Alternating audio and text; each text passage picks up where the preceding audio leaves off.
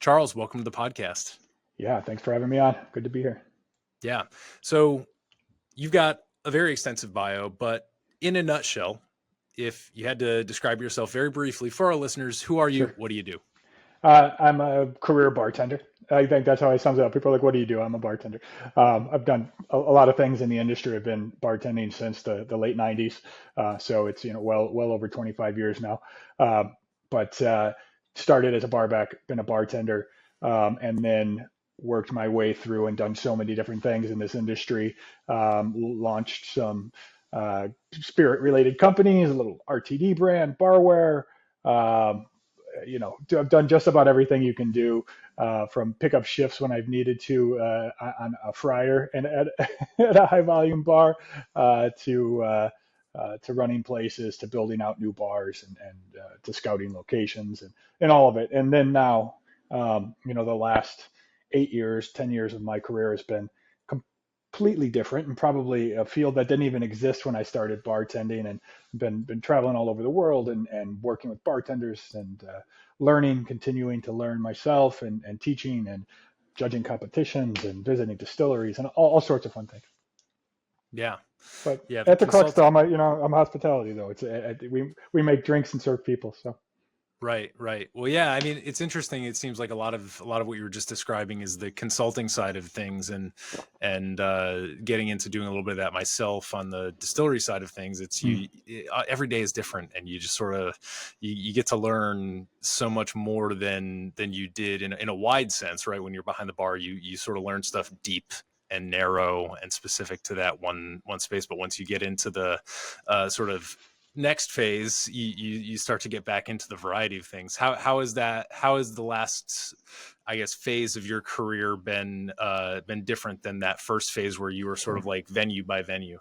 Yeah, I think this is something I talk to young bartenders about all the time. And there are opportunities, and they're just job roles that didn't exist when we started in this industry, that exist today. Even the brand ambassador didn't really, like, who the hell was being a brand ambassador in 98, 99, right? You had Camel cigarette reps that showed up and, tossed packs to people at bars at that time. That's how different it was. Maybe you had a Red Bull rep or something like that, but there certainly weren't people in talking about Plymouth Gin or a new absinthe that came out, or some obscure distillery. There is a whole world of opportunities out there, whether you want to be brick and mortar in the trenches, or you want to be more on the business side of things. Um, so it, I guess, for me, what looks really different is, I don't work until 4 or 5 a.m. anymore, and I've not done that for some time. I put in my time doing that. Chicago has late licenses that on Saturday night can go, if you have that license, till 5 a.m. So that means even with breakdown, and even if you're not fucking around and hanging out after work, and having cocktails or whatever, the 6:30, you're walking out of there, the sun's rising. So I don't miss that. I miss parts about it, but I know that the grass isn't greener. My memory's still clear enough to know how that felt. So it is, I guess, those really, the bulk of those hours being in the trenches, which I love, to do, and it is the essence of what we do as bartenders. Um, I've shifted a little. I definitely have better work-life balance now, and it's been something that I've really focused on a lot, and strive to continue to maintain and improve. And then I'm just working on. I'm still very connected. I'm still in front of guests quite a bit at events, so I still feel like I have my finger on the pulse of things. But then doing some of the less shiny, sexy stuff on the back end too, running businesses, and I've been working for myself for, I don't know, since 2014 or 15. So, which is great, but also scary. Even 10 years later, it's still scary when you are 100% responsible for, if you don't work, you don't eat. Which, of course, bartenders, same thing as well, but at least you're on the schedule every week. I might not be on the schedule next week. I don't know. Yeah. Well, we'll get to a lot of the high points of your career. We'll talk about some of your important projects here in a second. But you mentioned you were you're a bartender, and one of the first things I think of when I walk up to a bar and I sit down, I have a seat. The bartender comes, takes my order, and starts preparing it in front of me. Is I look at their hands, I look at their arms, So would you humor us and talk a little bit about the tattoos that Uh, my listeners and viewers would see if you were to start preparing a drink in front of them? Sure, for sure. It's fun when you said hands. I'm like, do you have working hands or whatever? Even to this day, my hands are kind of like baseball mitts from being from 10 years behind the in the sinks. Like this is a if people in the industry, Chicago is a three compartment city, so like some cities don't allow health code for that. But I was in there and you did it and it just destroyed my hands forever. I remember I just recently was at a flea market and old French guy was selling these beautiful silver and I shook his hand or whatever and he's like, "Oh, you have good hands. You have working hands." I'm like, "Yeah, I took it as a compliment, right?" Yeah. But tattoos. I mean, you got to like bartenders. If you came up in the 2000s, you got tattoos as a bartender. Are you even bartending? It was like it was the uniform, but not all. But I also um, before bartending, I played music and I was in punk bands as well. So that whole culture came up with tattoos. But a couple things, I guess, on my arms when I find my sleeves rolled up. Uh, Probably most recognizable is the Chicago flag. Um, this is an really old piece that I had. It's become a super popular tattoo for Chicagoans to get now. You see them absolutely all over the place. But that goes back to the 2000s, and that's just representing home. I was moving around a lot, opening bars for this bar group I worked for, and lived up in Wisconsin, lived out in the Carolinas, and just always, born and raised in the south side of Chicago, so it's always close to my heart. When I used to play music, I had this really beautiful Chicago flag that I used to drape over the front of my guitar cabinet every time we played a show. And let's see, on the other side, I've got Sugar Skull. That's a remembrance for my old man when he passed. I'm going to Dia de los Muertos situation, celebrate instead of mourn the dead. But and then my bar spoon on there because if you don't have a bar spoon, are you even a bartender? Exactly. And it says a balance across the top, which was the bar spoon was mocked up after. I mean, God, it was again maybe 2007, 8, and we all use the same bar tools. Like all that stuff hadn't been made yet. Cocktail Kingdom's just popping up or whatnot, and somebody gave me this Italian bar spoon, and it was like, oh my god, and it was just this beautiful piece. It was from a dear friend and mentor, and that was designed for the actual spoon, and then the balance thing obviously has multi meanings. Reminded me, not just in our cocktails, but try to achieve that in life too. And things were much less balanced at that time than they are today. I'd like to think at least. Right. Well, it's kind of interesting. You're bringing up extremes and moderations. You're bringing up your almost like your roots, your locus of stability, but then talking about all the travel that you've done, kind of, venturing out from that comfortable place. I think these are all themes that we may kind of come back to in this conversation. But so a lot of folks who are familiar with your name will be familiar with some of the Diageo World Class accolades, with some of the high profile work that you've done with the Aviary, and we'll absolutely get there. But I wanted to start with a gig that you did in Chicago at a place called the Drawing Room. Yeah. Now, I've had Robbie Haynes on the podcast a couple of times. He's been a great advocate for the Chicago bar scene. Talked about his work at like the Violet Hour and some other Mm. venues. Yep. So I'm kind of thinking of this as almost like a counterpoint to that. What are some of the others important bars in Chicago?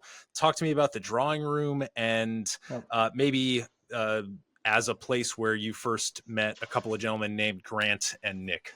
Yeah, sure. So the drawing room was our the really first full-fledged cocktail bar that I opened as the beverage director and also the operations director of the company that ran it. Um, and it was the first full-fledged cocktail bar that I had ever worked in. And I mean, we didn't know shit at the time. It was 2006 that we've started to work on that concept. Opened in 2007. Opened the same about in the same like a 30-day period away from Violet Hour opening. Like kind of we knew it was we were both opening, but we were in very different parts of the city. The drawing room was down in the Gold Coast. right at Russian Oak, which is in the heart of the city near the lake, and the Violet Hours in Wicker Park, which is kind of more artist neighborhood. It's kind of like Brooklyn and Midtown almost. So at that time, and we were really two of the first full-fledged cocktail bars in the city. We had people doing cocktails at restaurants, at heavy restaurants, and then they had great bartenders there making drinks. But there's no place that if you just wanted cocktails, that you would go to the bar in that sense. So it was an accident a bit a bit. We were not we didn't know that this was going to happen. This was the cocktail renaissance was just simmering. It wasn't. It was in New York. It was in London.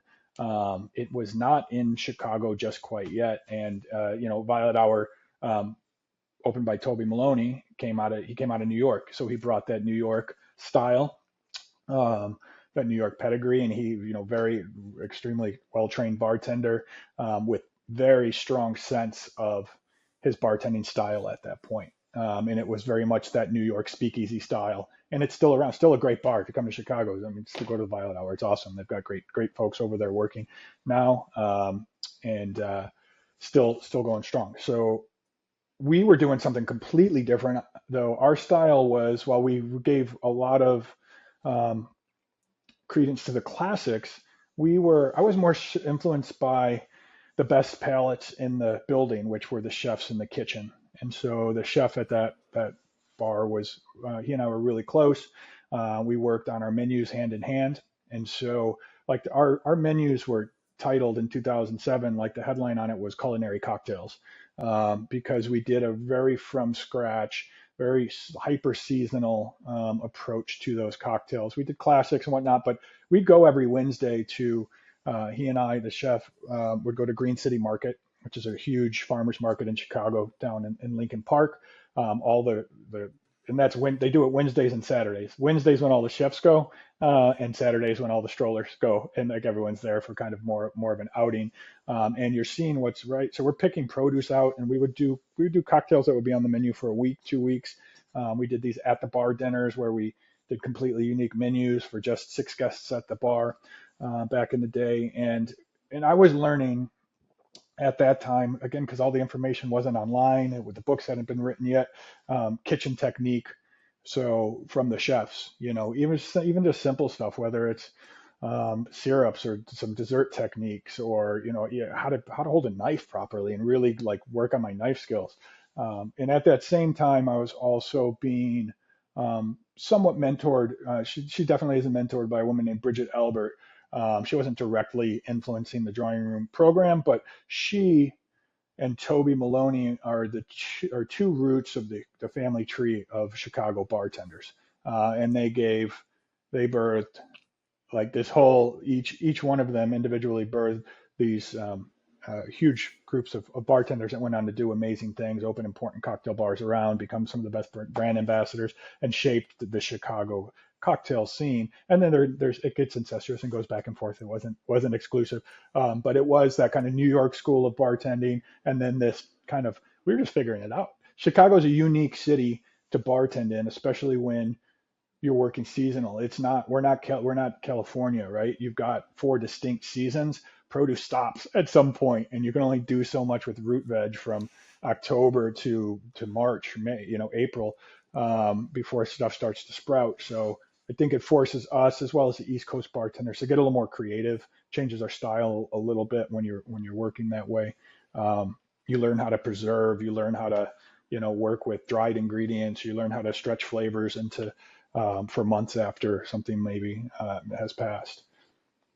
It's so funny that you mentioned that, because as soon as you mentioned like the New York style and then your style, I like my head kind of went to West Coast, and I was like, but wait, no, not West Coast at all. And then you just sort of explained it right there. It's so funny too, because I think when I was talking to Robbie Haynes, even with his project with Apolog Liqueurs, he kind of mentioned Mm. something similar, where I think at some point he was using like celeriac or something like that, or like Yeah. horseradish, celeriac. You think of these very hearty Midwestern flavors, and yeah, it's just interesting to think of the role that place has in the styles of bartending that emerge. But Yep. And to this day, I'll say like one of the things I work with most often and has been for 20 years is tea. And at that time, it would have been '07 or '08 when I met Roderick Marcus from Rare Tea Cellars in Chicago, which now that company has not blossomed. It's everywhere. It's literally, I go into kitchens all over the world when I'm working places. I've walked into the kitchen in Grand Cayman and seen his teas on the back. You go to Europe, you see his very recognizable logo on the teas getting shipped there. So he's global now. But it was a really small company at the time, and we had a Linea in Chicago, and he was certainly working with those guys. But he was a dude who just had some truffles wrapped up in napkins shoved in his suit coat and was bootlegging Hamoni Berco into the states, and and had all these beautiful teas. We're like, oh, this is perfect. So to this day, I'm like, I call him the flavor arsenal. Still, I go to him all the time for ingredients, and that influenced my style as well. It's something that I doubt. I mean, I'm having a big, beautiful cup of tea right this moment. Amazing. Well, so you're coming up in the drawing room, you're influenced heavily by chefs, and then at some point a couple of guys named Grant and Nick walk into the bar.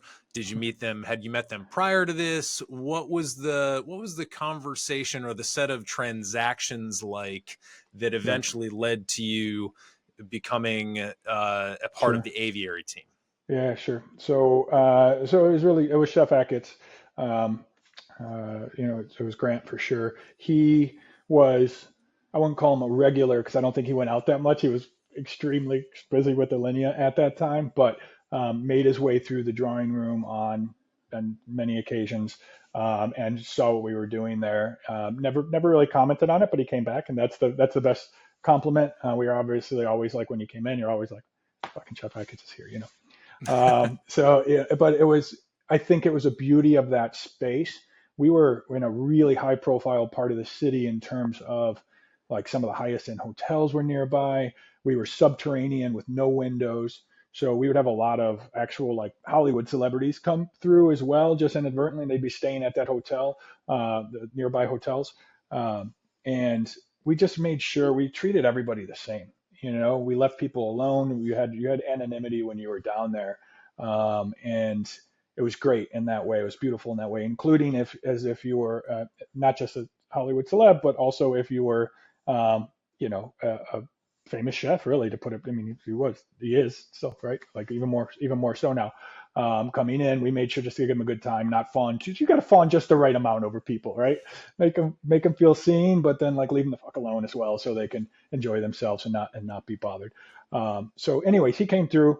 One of the great moments in the drawing room for us when they got their 3 Michelin stars at Alinea, they called us like they're like, hey, would this just happen? Can we have a party at your place? And then had a party with us, which was awesome. A little bit, it was very very quickly came together. It was like I want to say like last minute, but pretty last minute, and nerve wracking for sure. So, you know, at one point we were not close by any means. I think mutual respect for sure. Um, and I got an email one day, and from Chef, I was like, I never had correspondence with him before, and he said wanted to talk to me about something, and it was they were looking for the next would be the second beverage director in line in the lineage of the aviary. Timing was right for me. I had been with the bar group that owned the drawing room uh, for 10 years. We had opened like 8 bars together, all different types. We opened an agave-based bar, like one of the first 100% agave bars in Chicago. This place called Salud, super early. That was like 2005, 2004. People were not talking about tequila at all. If you bought every 100% agave tequila that was on the market at that time in Chicago, I think we had 70 tequilas, and now there's a multiple of 500-600 brands that you can buy. We had a craft beer bar. We had all sorts of stuff going on, but I had hit the ceiling with this company after 10 years, and I had nowhere to go.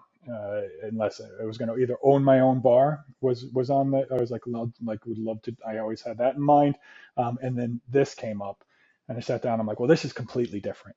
this is not only my own place, but this is something that's so far outside of my comfort zone, just wildly different from what I'm doing now. I felt like it was certainly not a horizontal move. It was definitely a vertical move and a branch as well. It branched off and took me into something scary, and something unknown, which is, obviously comes with all of the concerns and uncertainty with that, but it also comes with the challenge, which you know the result of that is growth.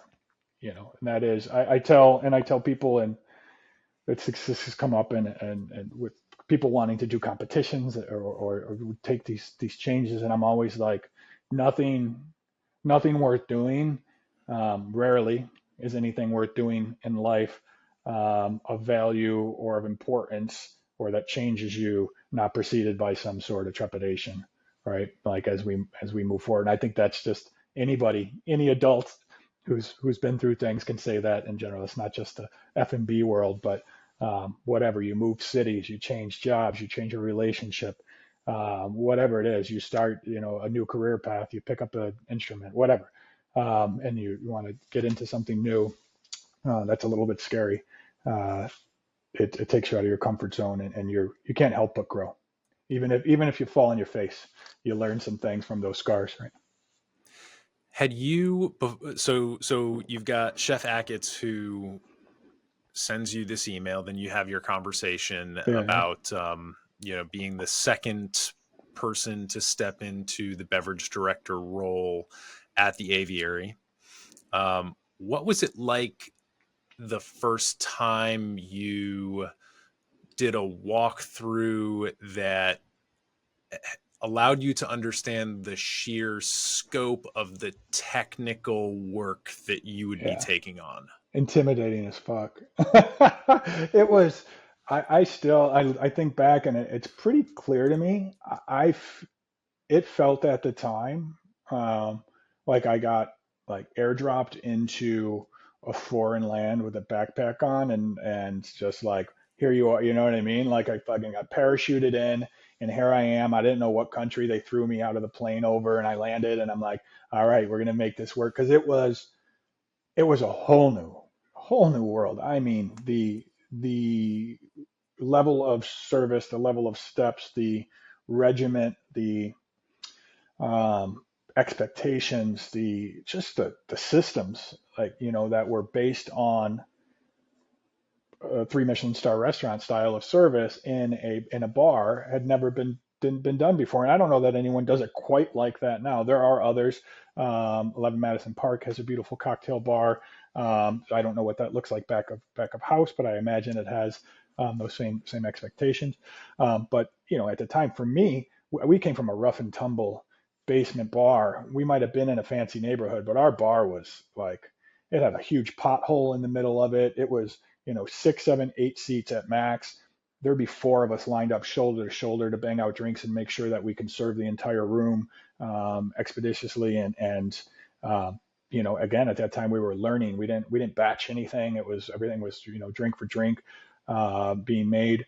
Uh, so it was a whole new world for me, and all of it, from techniques to the way people spoke to one another, to every aspect of it, to the hours, different, were very, very different. The amount of prep work that goes in, um, you know it's but I think it was a beautiful moment in time, and I think it is what both of us needed, being the aviary and myself.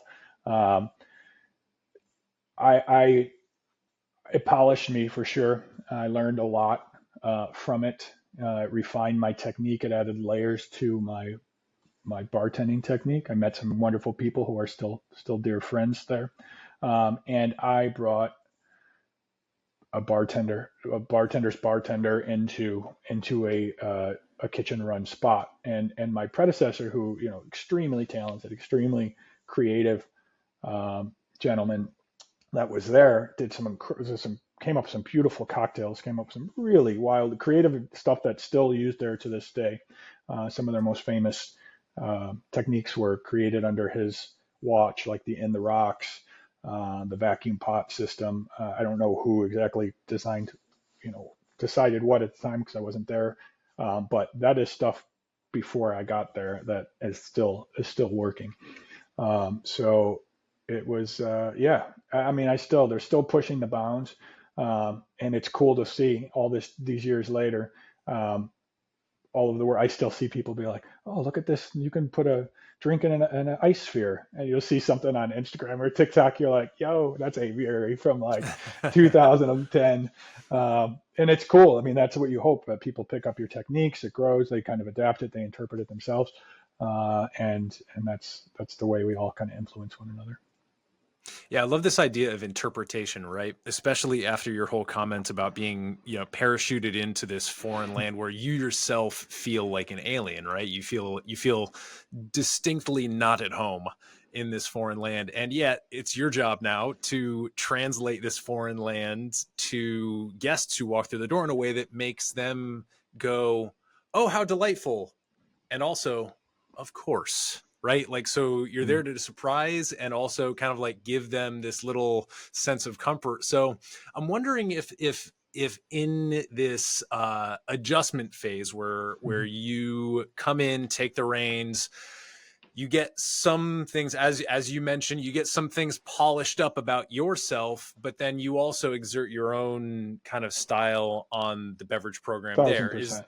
Yeah. is there an example of something? Can you give like a concrete example of like something about you that became polished, and maybe a way that you kind of went in there and adjusted something about the program or the approach or a Yeah. specific drink that made it work much better just because Yeah. of Yeah. you? Yeah, I think so. I'll say this, like, uh, it was like chef never said no, and that was cool. Like nothing was impossible. He, had opinions, of course, and if you were going to do something ludicrous or something that was so out of the vibe of the bar, of course, somebody's going to step in and say something. But it was like your creativity, as crazy as your mind would think, like, all right, let's fucking do it. Let's figure out a way. And that took me time to get my head around, even because we were so scrappy in my past jobs. Like I was the one going, like if something broke, I went to Home Depot and fixed it. If I wanted, something to hang all my tools on the wall over here, I built it and we just screwed it into the wall and we figured it out. We didn't have the resources. So they let your creativity work, and then they took care of it on the other things on the back end. Um, but I mean, I can remember. I guess I kind of broke that fourth wall and went in a different way, and I spent a lot of time on the floor with guests because that's one thing.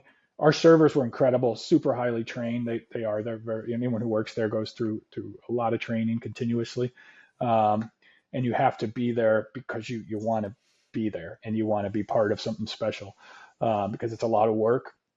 You could probably go, to some high volume joint and make more money. But at the end of the week, how proud are you what you did? You know what I mean? Like there, you definitely feel part of something that is different. But I remember like going out and like, some industry folks came in and I was like, oh, I'm going to bring them a drink. I'm bringing them like some little cheeky shots, a little tequila or something, a little, introduce them to Fortaleza that was just coming out of the market, or might have been Abuelo still at the time. But I remember I got a tray, and like the servers were like, "Chef, can I like take that tray for you?" I'm like, "No, no, I got it." I'm like, "Charles, it's Charles, it's chef." I'm like, "I got it," and like they were like, "Oh God, he's going on the floor, he's carrying the tray," and I did a shot with the people at the table.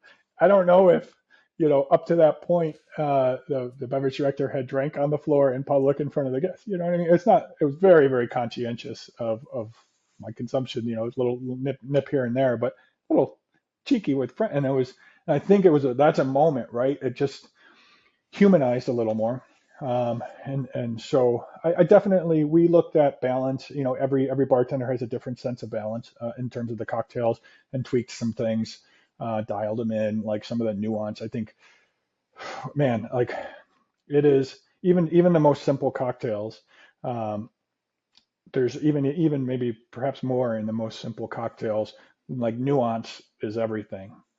So not over shaking or whatever it may be, or the temperature of the glass you're serving in, or your ratios. What like you don't have anything to hide behind. So um, my palate at that time, and would become even more so, I think was really sharp, um, and it evolved, especially not because only the aviary, but I worked in the office a lot as well, which is the little more intimate kind of 18-person room underneath the aviary. That is, it's like the yin and the yang of that building. It was the office is like, well, we have the aviary pushing boundaries and giving you this incredible experience, or you can go down to the office, which is the antithesis, maximalist design, feels like you're in somebody's old library, incredible vintage spirit selection, which myself and Micah Melton started that on accident back in when I was there, completely, really completely accidental. Started with a box of 6 bottles.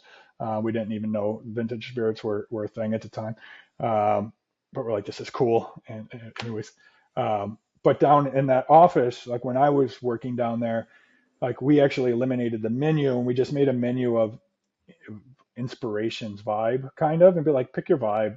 And we made every cocktail, and we challenged ourselves to never make the same cocktail twice. So everything was a dealer's choice based on a set of cues that were on a menu for guests. And we had, and this is a gentleman, Jason Ceballos, who's passed, he passed really sadly, back during that time, way young, and shockingly super talented bartender.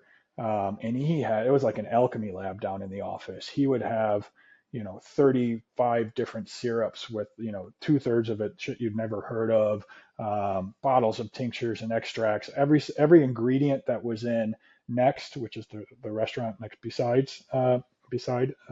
Aviary, and any herb, spice, fruit that came in, they would extract and make a flavoring agent out of it. And I learned so much, saw so many new flavors there. So you went down there, it was like, all right, are we going to use caramelized onion and fenugreek and black garlic tincture and whatever, like even stuff that seems a little bit more commonplace today. There was just a lot of they were getting ingredients through their restaurants that um, were pretty exotic at the time. But I do love me some fenugreek, that's for yeah, sure. it's wonderful. So you were mentioning that, at the time you make this transition and your palate starts getting really, really dialed in. You get a ton of reps, right? A ton of shots on goal when it comes to just tasting stuff that comes through the door, tasting combinations of stuff, tasting food ingredients that get syrupized or tincturized into a very pure and concentrated form of themselves. You're hitting all these different bases and you're really dialing in your palate. You've said something in interviews and on videos that I read and that I watched while getting ready for this conversation. And the thing that you've mentioned multiple times was something, either an ingredient or a cocktail spec, just quote, making sense, right?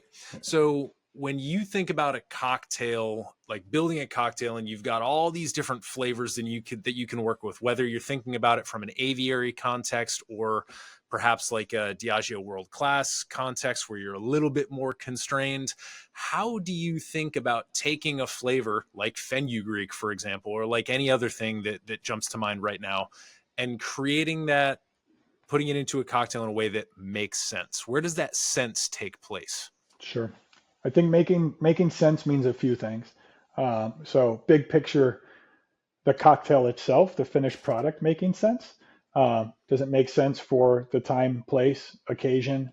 Like when you write a cocktail menu, it's not just a shotgun blast of everything you're in the mood for at that time. It's like you're writing a play in a way. It's like, what is the where to if I'm leading my guests through this, or you're a conductor, if you will. Um, what are some options? And it's not rigid. It's not only one way, but where are some places that we can begin? How do we work our way through the journey? Where do we crescendo? How do we come and how do we finish and leave that? Like it is, what role is it playing? Do I have something for every guest that's going to walk through my door? Are they going to feel equally as attended to and considered? And we've thought, we had in 2007 at the drawing room, we had 3 or 4 NAs on our section on that cocktail, and they were all, none of them were like soda syrup. And, they weren't revolutionary at the time, but to have that many NAs we only had about 14 spirited cocktails. So to have 3 or 4 NAs on a small menu was a lot. Aviary also gave a lot of attention to people that were not drinking. And I've always had that belief, the same glass, the same attention to ice, garnish, flavor complexity. So, do we have something for everybody? How do we bring them up? If you take that same theory and take it down a level to the cocktail, you don't want a cocktail that's just straight across that's like, I don't know, like doesn't peak. The cocktail should also have a beginning, a middle, and an end to your tasting it. Maybe it has some peaks and valleys along the way. You can have cocktails that are perfectly good that make one note, and one note can be very pleasant to listen to. But you can take a daiquiri, for example, 3 ingredients, at its heart. Um, and we can go try 20 different daiquiris, and we're gonna have 20 different drinks from 20 different bartenders, even if they all use just rum, lime, sugar, whatever their choices are. And you can make one that sings and that has like a whole all sorts of notes coming to it. And so I think that means, that to me also speaks to it making sense and making sense. I mean, it also leads to intentionality, which I always, harp on, and we'll try to help bartenders understand. It's something that I look for if I'm judging someone in a competition. It's something I look for if I'm sitting down and reading a menu. Um, it's it's not just understanding, and I think this is a big thing that Chef Achatz understands deeply. It is not understanding how to do something, not understanding how to do a technique, but understanding also, and more importantly, why you're doing something. Um, we especially, I mean, we live in such a, you can jump on YouTube, watch any technique that they do at Alinea or Aviary, and learn how to do it. But if you don't know why you're doing it, then it's just can very easily just be smoke and mirrors. It can be fireworks for the sake of fireworks, and not have a soul to it. Like the Mhm. intentionality is the soul to a technique. And I think it's so important. And no matter what, it's so you hear a piece of music, 2 musicians can play the same piece of music. They can both sound great. Like one can make you cry, and the other one would be Mm. like, "Oh, that was great." you Oh, know? that's so